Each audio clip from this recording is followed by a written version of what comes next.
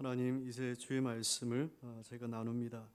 주님 친히 함께 하셔서 이 말씀을 저희가 잘 듣고 주의 음성을 따르는 주의 자녀들 또한 되게 하여 주시옵소서. 모든 말씀 예수님 이름으로 기도합니다. 아멘. 우리 앞뒤 좌우 계신 분들 우리 평화에서 같이 한번 나누시죠. 좌우 먼저 나누시겠습니다. 사랑합니다. 축복합니다. 자, 한 번 더 나누시겠습니다. 이렇게 한번 나눕시다. 수고하셨습니다. 예, 주의 충만하신 은혜가 여러분과 함께 하시기를 바랍니다. 수고하셨습니다. 이 말은 일 마치면 우리가 하는 말이잖아요. 수고하셨습니다. 우리 인생이 뭐 오늘 하루의 시간도 마친 건 아니지만 꼭 여러분 수고하셨다 말씀을 드리고 싶어요. 올 한 해 크고 작은 많은 일들이 있었지만 그래도 수고하셨다, 하나님께서 함께 하셨다라는 말씀을 꼭 드립니다. 주의 이름으로 여러분들 강건하시고 또 하나님 늘 붙잡으시며 살아가시기를 주의 이름으로 축복합니다. 그런 진심을 담으셔서 한 번 더 주님께서 건네주시는 말씀이다 생각하시고 한 번 더 인사하실까요? 수고하셨습니다. 아멘입니다. 오늘은 추수감사주일로 드리죠. 별다를 거 없는, 사실은 52주 가운데 들어와 있는 한 날이기도 합니다. 봄부터 땅을 일구고요, 씨를 뿌리고 가꾸었던 곡식과 열매를 거두어 드리는 추수의 계절이고 또한 감사의 계절이기도 하죠. 올 한 해 동안 정말 수고 많이 하셨습니다. 여러분의 흘렸던 그 땀, 그리고 노력들, 그리고 삶의 한순간에 우리의 어떤 삶의 시간들 하나님께서 분명히 다 아실 것이라 믿습니다. 믿음으로 승리하시기를 주의 이름으로 축원합니다. 오늘 특별히 김영우 집사님 우리 장로 임직식이 있어요. 이제 임직을 받는 개인에게나 가정에게도 이런 큰 축복이죠. 그러나 이거는 또한 교회에도 여러분 큰 축복입니다. 교회 하나 세우는 것보다, 많은 일 하는 것보다 또한 사람 하나 세우는 것이 여러분 더 큰 일이기도 하죠. 선출된 직이기 때문에 여러분들이 세워주신 분이에요. 여러분이 깎아내리지 마시고, 모든 장로님들이 마찬가지입니다. 여러분이 깎아내리시면 안 돼요. 여러분이 세워주셨으니까 여러분이 더 높여주시고 따라주시고 기도해 주셔야지 앞에 계신 분들이 능히 모든 사역을 좀 잘 감당하실 수 있겠다 믿어요. 오늘 임직받는 가정, 또 우리 함께 임직을 축복해주는 우리 교회 위에 하나님께서 은혜가 늘 함께 하시기를 주의 이름으로 축복합니다. 올 한 해는요 참 특별한 해인 것 같죠. 코로나로 시작해가지고 코로나로 마치는 한 해 같아요. 근데 안타깝게도 내년도 올해만큼 상황이 그렇게 달라지지는 않을 것 같아요. 백신의 이야기가 나오고 있고 여러 가지 이렇게 그에 관련된 주가도 막 올라갔다는 이야기가 들려요. 그러나 백신이 이제 만들어져서 또 모든 국민이 최소한 60% 이상이 맞아야 집단 면역이 된다고 하는데, 거기까지 가려면 빨라야 내년이 것이다 라고 또 이야기를 합니다. 코로나로 인한 올 한 해의 삶이 참 많이 힘들어졌어요. 특별히 많은 자영업자들의 손해가 참 경제적으로 심각한 상황에 이르게 되었죠. 많은 분들이 영업의 손실을 막기 위해서 가게를 폐업하시는 그런 분들이 여러분 많이 일어나고 있습니다. 부동산 정보업체에 따르면요, 지난 2, 4분기에 서울만 기준으로 해서 2, 4분기에 서울만 기준으로 해서 무려 상가 중에 21,178곳이 폐업 신고를 했다라고 이렇게 기록을 하고 있어요. 전국적으로 따지면 더 많은 폐업률이 일어나겠죠. 강남이나 신천이나 이태원 같은 그런 곳은요, 가게를 내놔도요 금방 가게가 매매가 됩니다. 임대료가 높아도. 근데 공실률이라고 하는 이것이 높아지고 있어요. 임대를 해도 찾아가는 사람들이 없어지고 있어요. 각 가정의 경제 살림이 보여지는 모습이 그만큼 어려워졌다라고 하는 것을 우리가 보게 되어져요. 또한 올해는 장기간의 큰 홍수와 태풍이 일어났죠. 그래서 산사태로 인해서 많은 인명피해가 여러분 우리가 참 안타깝게 봤습니다. 많은 농경지와 가옥이 여러분 침수가 되었고, 그래서 지금도 여전히 수해민들이 아픔 가운데 그렇게 살아가고 있어요. 질긴 게 생명이라 그렇게 여러분 삶을 또 한탄하시며 살아가시는 분들 예전에 인터뷰를 보니까 참 마음이 아팠어요. 많은 큰 어려움을 겪다 보니까 우리가 큰 장맛비를 맞으면요, 작은 소나기 같은 경우는 그냥 지나가는 비로 여기잖아요. 올 한 해 크고 작은 많은 일들을 겪어보니까 참 사소한 일들은 그저 감사하게 여겨질 정도가 되었어요. 삶의 경제 지표가 여러분 암울합니다. 이미 뭐 다 통계로 여러분 나와 있는 상황이죠. 전 국민이 코로나 블루라고 하는 코로나 우울증에 이미 겪고 있어요. 불안과 심리적인 염려를 안고 살아가고 있습니다. 내일의 삶이 더 불안해진 오늘 저와 여러분이 살아가고 있어요. 여러 많은 어려움과 힘든 삶을 살면서 오늘 2020년 감사절을 이제 맞이하고 있는 거죠. 어떤 의미가 있을까? 1년 52주 중에 한 주, 한 번 예배를 드린다면 이 또한 여러분 우리에게는 큰 의미가 없어요. 그러나 감사절이라고 하는 이 감사가 붙으면 참 부담이 많이 됩니다. 성경에서 감사절은요, 감사하기 때문에 감사하라고 얘기하지 않습니다. 감사하라고 해서 감사절을 드린다면 우리는 평생 감사를 드릴 수 없어요. 명령입니다. 이것은 감사절로 제정하셨고 너희가 드리라고 하나님이 명령하신 거거든요. 오늘 감사절을 보내면서 이런 생각을 합니다. 나의 감사는 뭘까? 그리고 지금 이런 상황 속에서 개인적으로 힘든 또한 여러 가지 상황 속에서 여전히 하나님께 감사할 수 있을까? 그래서 오늘 욥기의 말씀을 가지고 여러분과 함께 이 감사절 아침에 말씀을 좀 나누려고 해요. 여러분, 성경에서 욥은 큰 부자로 소개가 되어지고 있어요. 그의 소유물이 성경으로 쭉 기록이 되어 있는데 양이 7,000마리, 낙타가 3,000마리, 소가 500, 암나귀가 500이라고 기록되어 있어요. 그 일대를 떵떵거렸던 정말 큰 부자였어요. 또한 자녀들도 7 아들이 있었고 딸이 3명이나 있습니다. 물질적으로도 큰 축복이고 자녀도 큰 축복을 받은 사람이 욥이었어요. 그런데 욥이 부자이지만 거만하지 않았어요. 오히려 성경은 욥이 정직하고 하나님을 경외하는 사람이었다고 그렇게 오히려 기록을 하고 있습니다. 그러면서 욥의 신앙을 한 예로 소개하기를, 자, 10명의 자녀들이 얼마나 우애가 좋은지 생일날이 되면요, 흩어진 형제 자매들이 모여요. 참 부모 보기에 이만큼 좋은 일은 없잖아요. 자기 배에서 난 새끼들이 커서도 함께 모여서 이렇게 도란도란 이야기 나누는 거 참 평범한 일상 같지만 자식 키워본 부모들은 아실 겁니다. 이게 얼마나 큰 하늘의 축복인지를요. 더더구나 예수님 신앙 안에서 함께 신앙생활을 한다고 하는 게 얼마나 큰 축복인지 몰라요.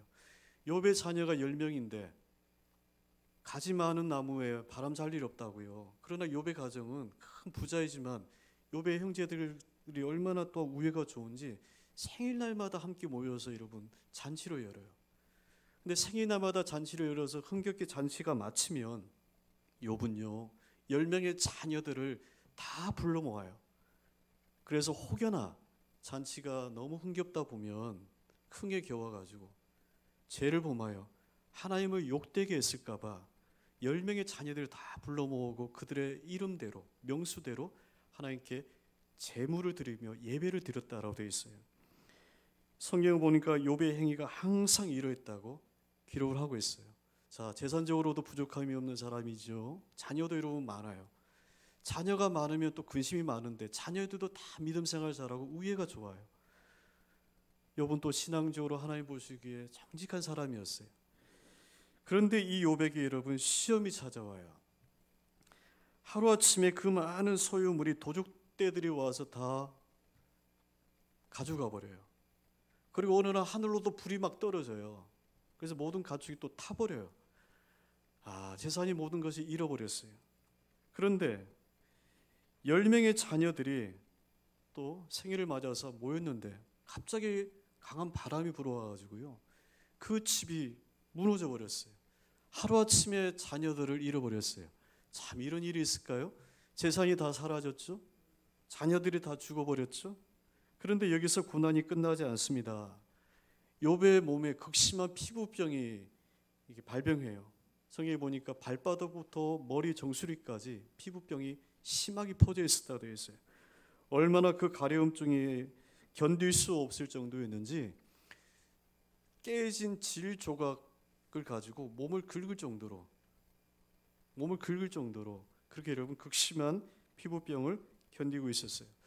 자, 욥의 아내가 이 모든 상황, 재산이 다 없어졌죠. 자식들이 다 죽었죠.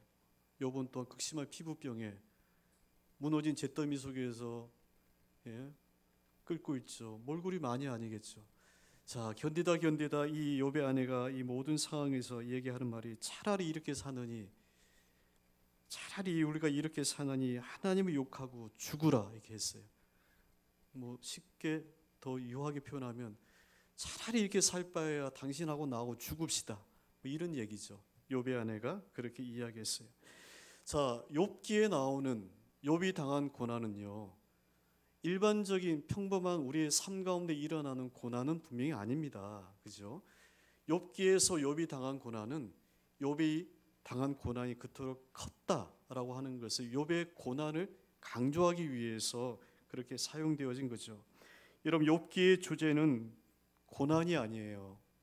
그리고 인내하는 자가 뭐 복을 받는다라고 하는 복에 욥기의 주제가 맞춰져 있지 않습니다. 욥기에는 고난이 뭔지, 그 어떤 고난을 당했는지, 그 고난 때문에 욥이 얼마나 힘들어했는지는 이야기되어 있어요. 그러나 왜 이런 고난을 내가 당하는지, 이 고난의 끝에는 어떻게 되는지는 전혀 설명이 안 되어 있어요. 욥기에서 우리는 이런 질문을 던지게 되는 겁니다. 고난 속에서, 어려움 속에서 나는 여전히 하나님을 믿을 수 있나? 고난 속에서, 힘든 상황 속에서, 오늘 감사절인데 나는 하나님께 감사할 수 있나? 라는 질문을 던지게 되어져요. 우리가 어릴 때부터 말씀을 듣고 하나님의 신앙으로 우리가 자라오셨기 때문에 어느 정도 우리가 감당할 수 있는 고난의 강도와 기간은 있어요. 개인마다 다르겠지만, 정해 올 수는 없지만 그래도 믿음으로 힘들지만 주님 붙잡고 살아가는 그 기간, 그 강도는 있겠죠. 그런데 어느 순간에 그 모든 것들이 와르륵 무너지는 한 순간의 지점이 있어요. 물이 99도까지는 아무 변화가 없다가 100도가 되면 파파팍 끓어 나오는 것처럼 그런 변화의 시점, 무너지는 시점, 지켜왔던 감정이 쏟아지는 그런 시점이 있다는 거예요. 아마 욥의 아내가 그러지 않았을까? 차라리 하나님 욕하고 죽읍시다. 뭐 이런 거였죠. 그래서 욥기 3장으로 넘어오면 내용이 여러분 전혀 달라져요. 욥이 하나님을 자신이 태어난 날을 욥이 저주합니다. 왜 내가 태어났나? 어머니는 왜 나를 낳으셨나? 그러면서 자신의 삶을 원망해요. 자, 욥기에서 고난을 바라보는 두 가지 시선이 여러분 소개가 되고 있어요. 이걸 여러분께 좀 함께 말씀 나누고 싶어요. 욥기에는 고난이라고 하는 어려움을 바라보는 두 가지 시선이 있어요. 하나는 욥의 친구들을 통해서 바라보는 시선이 있어요. 그리고 하나는요, 하나님이 바라보는 시선이 있어요. 먼저 욥의 친구들이 욥의 고난을 바라보는 시선이에요. 인과응보라고 얘기할 수 있어요. 인과응보. 말 그대로는 선을 행하면 선한 결과가 따르고 악을 행하면 악한 결과가 따른다라고 하는 행위에 대한 선악의 결과를 나중에 받게 되어진다라고 하는 사상이에요. 이것은 한자 성어이지만, 사자 성어이지만 이것은 흔히 죗값을 치른다고 하는 말로 우리가 사용하잖아요. 불교에서 유용되어지는 말입니다. 불교에서 사용되어졌던 말이라는 거예요. 불교는요, 우리와 교리가 틀려요. 불교는 전생을 얘기하고 이생을 얘기를 합니다. 그러면서 업보걸 얘기해요. 불교의 교리에는 지금 나의 삶의 고난과 어려움, 내가 이 사람을 만나서 힘들어하고 내가 이 자녀를 만나서 힘들어하고 사업이, 건강이 여러 가지 당한 어려움을 설명하는 것이 전생의 업보입니다. 전생에 행하였던 그 죄의 업이 지금 이러한 결과를 당하고 있다라고 얘기를 해요. 그래서 그 계속되어지는 바퀴의 업보를 벗어나는 것이 그들에게는 이제 윤회가 되는 거죠. 해탈이 되는 거잖아요. 그래서 지금 나의 고난을 설명하는 것이 전생의 법이에요. 인과응보예요. 이런 결과를 경험하는 것은 이전의 나의 어떤 행위에 대한 책임을 내가 맡고 있는 것이다라고 그렇게 이해를 하는 거예요. 자, 욥이 당한 고난의 소식을 듣고 욥의 세 친구와 조금 나이가 어린 엘리오라고 하는 사람이 와서 욥을 위로를 하면서 욥기 이야기가 이제 본격적으로 시작이 되어져요. 자, 욥기가 42장까지예요. 근데 욥과 친구들의 그 논쟁이 3장부터 37장까지 욥기 전체의 이야기예요. 그 논쟁을 통해서 욥의 친구들이 바라보는, 아니 일반적인 사람들이 고난을 바라보는 분명한 시선을 우리가 볼 수가 있습니다. 욥의 친구들은 욥을 위로한다고 왔지만 사실은 욥이 당한 그 고난을 찾아서 설명하려고 하고, 그리고 욥에게 그 고난을 이해시켜서 욥을 설득시키려고 하고 있어요. 욥의 친구들은 욥이 죄가 있다고 확신하고 있어요. 이유인즉슨 욥이 지금 당한 고난이 그 죄의 결과라는 겁니다. 인과응보죠. 자, 욥이 이런 감당하지 못하는 큰 고난을 당하는 것은 그가 이전에 범했던 죄로 인한 것이라는 거예요. 욥이 비록 사람들에게는 의롭게 보일지라도 모든 것을 살피시는 하나님, 욥의 친구들이 하는 말입니다. 모든 것을 살피시는 하나님께서 욥의 그것을, 죄를 판단하셔서 욥을 심판하신 것이 지금 욥이 당하고 있는 고난이라고 믿어요. 자, 그래서 욥의 친구들은 하는 말은 이거죠. 너의 숨긴 죄를 하나님께 고해라. 하나님이 지금 너를 심판하신 것이다. 너가 만약 지금이라도 모든 죄를 버리고 정직하게 하나님께 구하면 전능하신 하나님께서 너를 건져주시고 너의 간구를 받으셔서 너를 회복시켜 주실 것이다 라고 욥의 친구들이 계속 얘기해요. 그 3장에서 37장까지. 그러면서 욥의 한 친구가 하는 말이 내 시작은 미약하지만 내 나중은 심히 창대하리라, 이 얘기했어요. 지난번 욥기 말씀에서 이 말은 아멘하면 안 된다고 분명히 말씀드렸어요. 이 말은 욥이 했던 말도 아니고 욥의 하나님이 하신 말이 아니에요. 우리가 잘못 성경이 있다고 해서 이게 다 오해하는 말씀이 있어요. 이 말은 욥의 친구들이 욥을 추궁하면서 너의 죄를 자꾸만 덜추어내면서 하나님께 구해라. 왜 자꾸 죄를 숨기려고 하느냐. 너가 죄를 숨기니까 그 죄의 결과로 너가 지금 이런 어려움을 당한 게 아니냐 라고 하면서 욥을 죄를 추궁하면서 한 말이 너의 시작은 미약하지만 너가 하나님께 죄를 구하고 간구하면 너의 나중은 하나님을 창대하게 하실 것이다. 그 문장만 보면은 참 좋은 말이에요. 잠언에 있어도 되고 시편에 있어도 되지만 그러나 문장 전체로 보면 그런 의미가 아니다는 것이었어요. 자, 이들 친구들이 하는 말은 이거죠. 인과응보의 시각으로 지금 바라보는 거예요. 욥이 어떤 삶을 살았는지는 중요하지 않아요.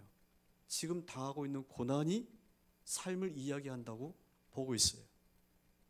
참 삶을 판단하기 쉬운 거죠.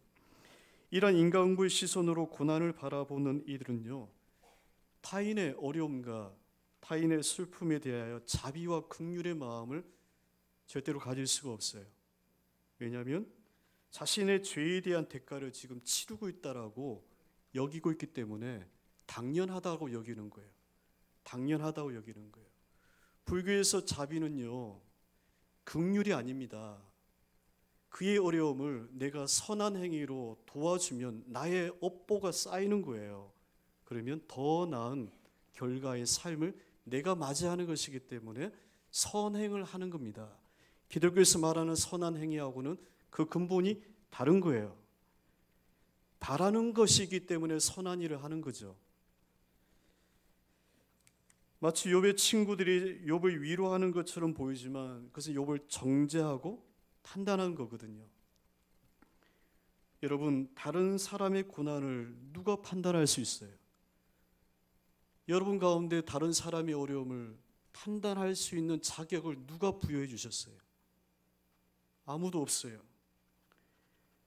저런 일을 한 거 보니까 하나님께 벌을 받고 있네 라고 누가 생각을 하라고 허락해 주셨어요? 도대체 그 말과 그 생각이 어떻게 그렇게 할 수 있냐는 거예요. 할 수 없다는 겁니다.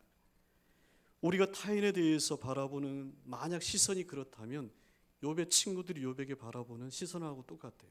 그래서 믿음의 성도들이요, 공동체 내에서 힘들어요.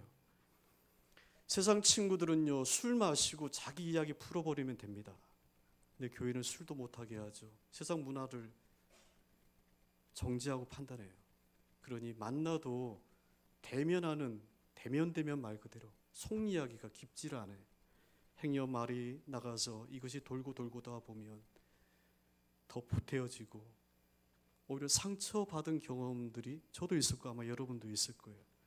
그래서 믿음의 성도들이요, 자기 이야기를 가지고 하나님께 나아갈 수는 있어도 타인에게, 믿음의 성도에게 기도 부탁을 하는 것이 목사인 저에게도 안 옵니다. 상처받은 경험이 있기 때문에 그런 것 같아요. 그런 거죠. 함부로 정죄하고 판단해요. 아이고 저런 일을 해서 저런 고난을 당하는데 하나님이 영광 가리는데, 그것이 무슨 하나님의 영광을 가리는 일일까요? 그가 당하고 있는 어려움과 하나님의 영광이 무슨 상관이 있습니까? 그렇지 않습니다. 다른 사람에 대해서 우리가 그런 시선을 바라보지 말아야 될 뿐만 아니고, 우리가 우리 자신에 대한 심한 비하, 심한 열등감도 스스로 자기를 판단하는 일이에요. 누가 우리 자신을 스스로 판단하라고 했었어요? 고린도 말씀에 너희는 너희 것이 분명히 아니라고 했어요. 예수 그리스도의 핏값으로 사셨다고 되어 있어요. 것이라고 되어 있어요. 소유 개념으로 우리를 보고 있다는 거예요. 그러니 우리가 우리 자신을 판단해서는 안 되죠. 자, 욥의 친구들이 바라보는 이러한 시선은 욥의 친구들뿐만 아니고 모든 일반적인 사람들이, 우리 믿음의 성도들도 잘못 바라볼 수 있는 그런 시선들이에요. 예수님의 제자들도 그랬죠. 어느 날 길을 가고 있는데 한 맹인을 봤어요. 그러면서 제자들이 대뜸 하는 말이, 주여, 이 사람이 맹인이 된 것이 누구의 죄입니까? 죄에 대해서 물었어요. 그 사람이 어떤 삶을 살았는지, 맹인으로서 어떤 어려움의 삶을 지금도 겪고 있는지에 대해서는 관심이 없어요. 누구 때문에 저렇게 맹인이 되었는지 그 죄에 대해서 물었어요. 저 사람의 죄입니까? 아니면 그의 부모의 죄입니까? 누구의 업보입니까? 이렇게 묻는 거였어요. 그때 예수님께서 하셨던 말씀이 요한복음 9장에 이 사람이나 그 부모의 죄가 아니다, 그에게서 하나님의 일을 나타내고자 합니다 라고 하셨어요. 여러분, 이 말씀이 너무나도 축복이고 복음입니다. 죄의 원인을 찾아서 설명하려고 하고 판단하려고 하는 것이 있어요. 인간의 습성에는요, 원인을 알아야 불안함이 사라져요. 그래서 끊임없이 원인을 찾아야 돼요. 그래서 누구에게 책임이 전가가 되어야 나에게 그 책임이 부여되지 않기 때문에 편안함을 느껴요. 그래서 공동체 내에서 마녀 사냥을 하는 것처럼 책임을 전가하는 이유가 바로 거기 있어요. 불안함을 없애기 위해서 우리가 그렇게 하는 거거든요. 죄의 원인을 찾아 판단하는 사람들에게 예수님은 누구의 죄도 아니라 했어요. 그에게서 단지 하나님이 하시는 일이 있다라고 하셨어요. 여러분, 시선은, 바라보는 것은 얼굴이 가는 게 아니고요, 그의 마음이 가는 거거든요. 우리가 말하지 않아도 그 시선에 감정이 묻어져 있어요. 폭력적인 시선이 있어요. 말은 하지 않아도 바라보는 시선에 정죄와 판단이 있고 경멸과 혐오와 모멸의 시선이 담겨져 있어요. 언어적인, 이것은 감정적인 폭력이에요. 지금 제자들은 맹인을 폭력적으로 다루고 있어요. 그의 삶이 어땠는지, 맹인으로서 어떤 어려움을 살고 있는지 전혀 관심이 없어요. 근데 예수님께서는 하나님이 하시는 일을 나타내고자 한다라고 했어요. 이것은요, 폭력의 시선에 대한 하나님의 자유와 치유의 말씀이에요. 우리가 믿음 생활을 한다고 하는 것은 우리의 시선이 이렇게 바뀌어지는 겁니다. 타인을 바라볼 때 폭력적으로 정죄와 판단을 하여 바라보지 않고 그런 말이 하게 돼 있고 행동이 나가게 돼 있어요. 주님의 시선으로 그에게서 하나님이 하실 일이 있을 거야 라고 바라보면 기대감이 넘치게 되죠. 이것은 바로 하나님의 주권에 대한 신앙이에요. 그래서 욥기에서 고난에 대한 두 번째 시선이 고난을 바라보는 하나님 시선이 있어요. 이것은 하나님의 주권과 섭리예요. 욥은 자신의 죄를 끊임없이 추궁하는 친구들과 논쟁하는 가운데 갑자기 폭풍 가운데 하나님이 나타나셨어요.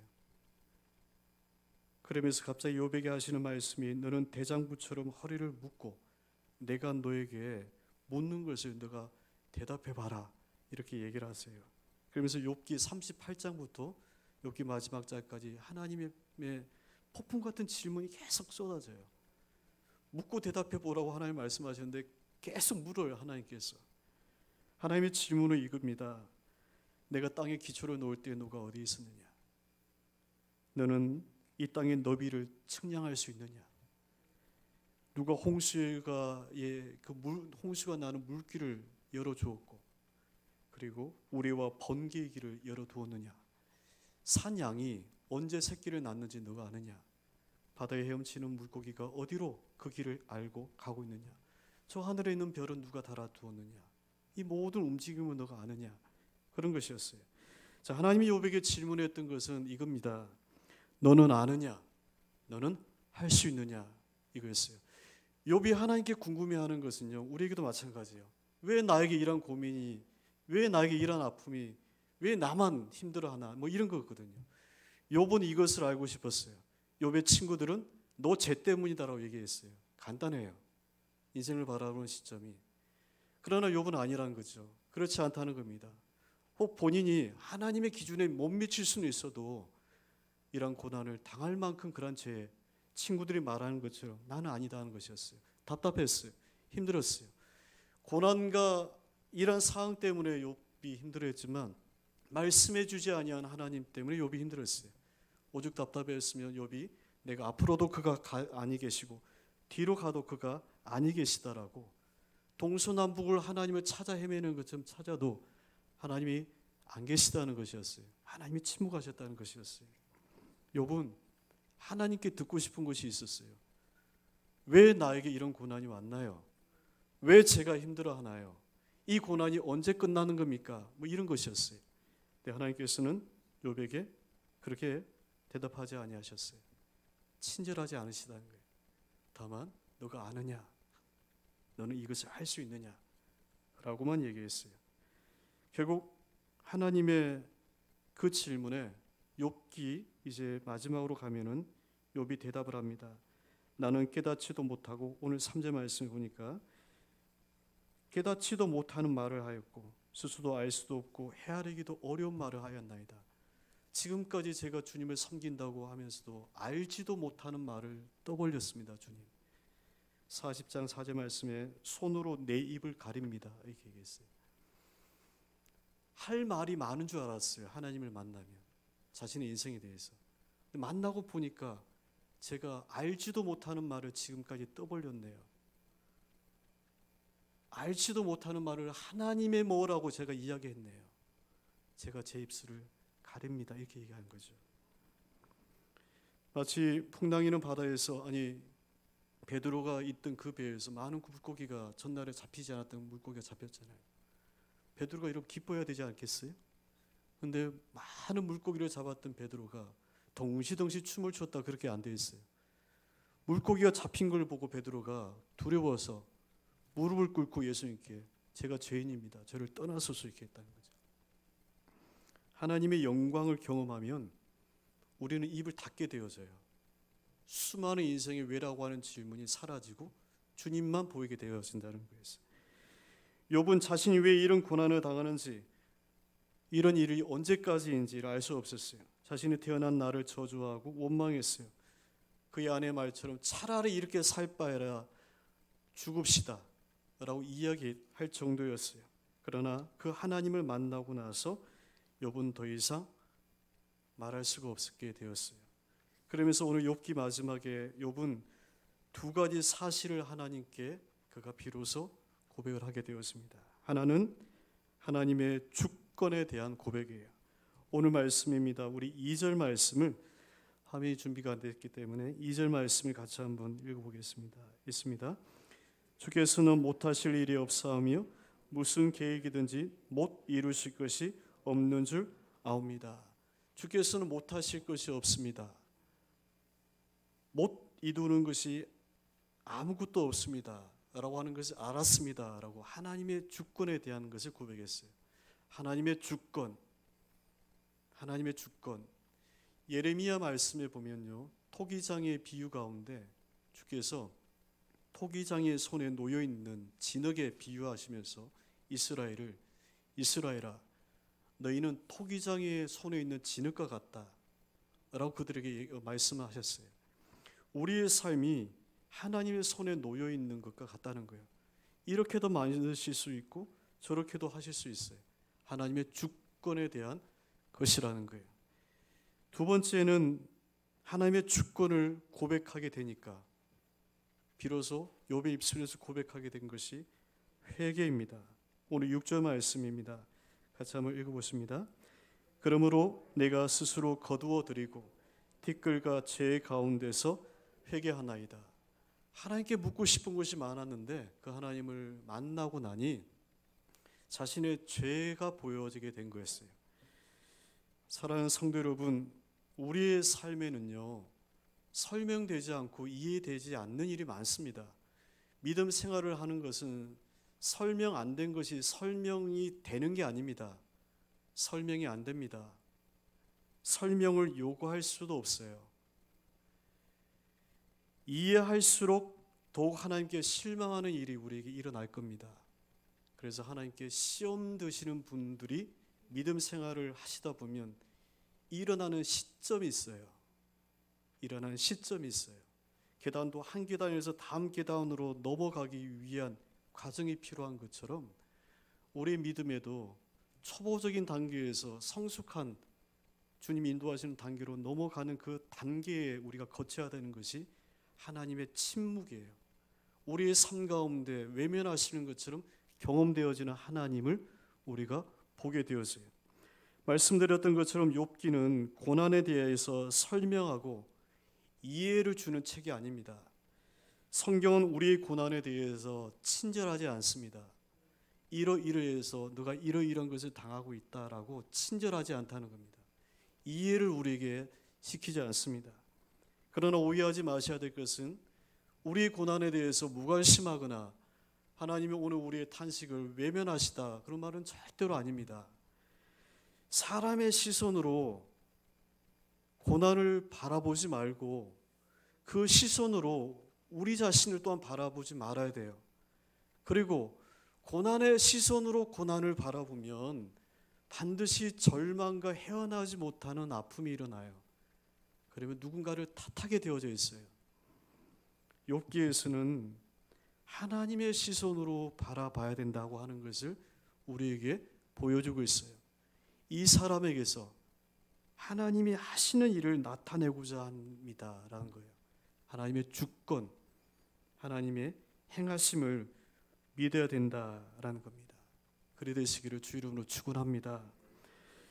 여러분, 큰 고난 속에서 하나님을 만난 욥이 비로소 그 입에서 고백한 것은 주님은 못하실 일이 없으신 분이십니다. 그리고 하나님, 제가 주님 앞에 회개합니다 라는 고백이었어요. 이것이 바로 감사절을 맞이하는 오늘 저와 여러분의 고백입니다. 야고보서 5장 말씀에 보면요, 고난의 인내의 때를 경험하는 이들에게 야고보 사도가 주시는 권면의 말씀이 있어요. 농부가 열매를 거두어들이기 위해서 씨를 뿌리고 인내하는 것처럼 하면서 인내의 때를 너희도 가지라 하면서 욥 이야기를 야고보 사도가 줘요. 야고보서 5장 11절 말씀이니까 보라 인내하는 자를 우리가 복되다 하나니 너희가 욥의 인내를 들었고 주께서 주신 결말을 보았거니와 주는 가장 자비하시고 긍휼히 여기시니시다. 예전에 저희 어머님이 다지셨을 때 이 말씀이 강하게 제게 많이 은혜가 됐어요. 그래서 이 말씀 제가 사랑합니다. 욥의 인내는요, 욥이 견디고 마침내 승리했기 때문에 욥의 인내가 아닙니다. 우리는 인내의 믿음이 없어요. 욥도 마찬가지입니다. 욥이 3장부터 자기의 생일을 저주합니다. 욥의 인내는 끝까지 이 믿음을 지켜 나갔더니만 마침내 하나님의 축복이 아닙니다. 성경의 인내는 주님이 붙잡아 주시는 거예요. 나의 힘으로는 주님을 붙잡을 수 없어요. 우리의 신앙의 연조로는요, 결코 하나님의 은혜의 자리에 우리는 설 수 없어요. 욥의 인내는 하나님이 욥을 붙잡아 주셨다는 거예요. 그리고 또 중요한 것은 결말이 있다는 겁니다. 주께서 주신 결말을 보았다는 거예요.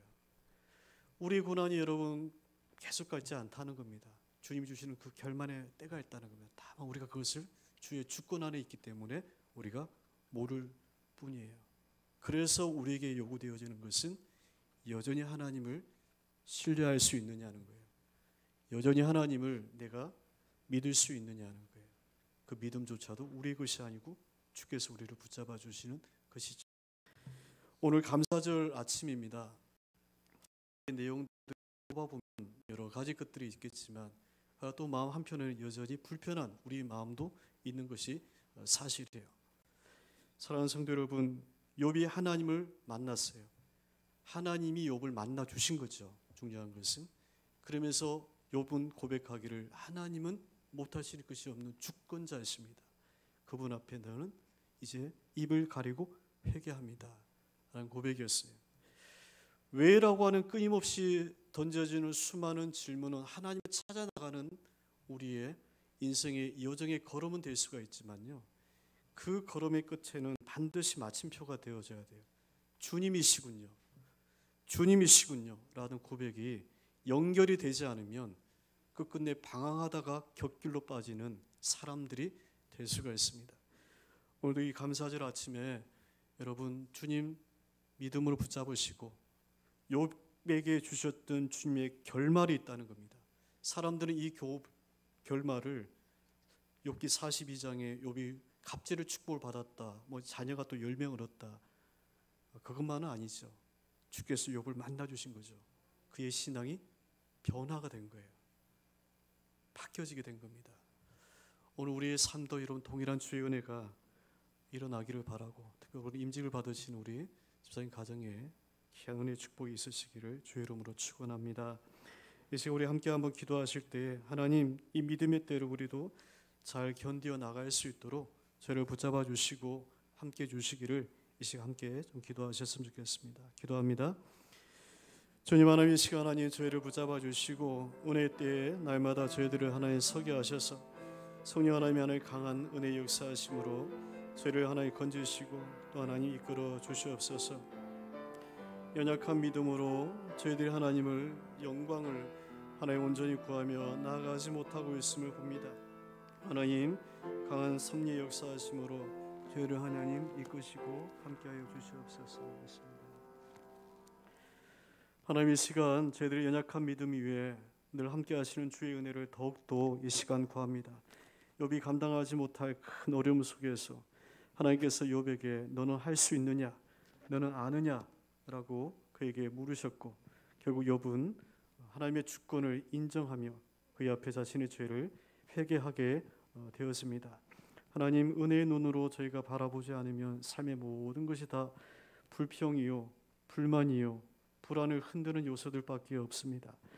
주님, 삶의 문제만 바라보지 말고 그 안에 우리와 함께 계시는 주님을 바라보게 하셔서 우리 이전의 신앙의 고백이 이 속에서 주께서 하시는 일이 있다라고 우리의 신앙이 바뀌어질 수 있도록 하나님 도와주셔서 한 주간의 삶도 하나님 능히 주의 은혜 가운데 살아가시도록 주의 인도하여 주시옵소서.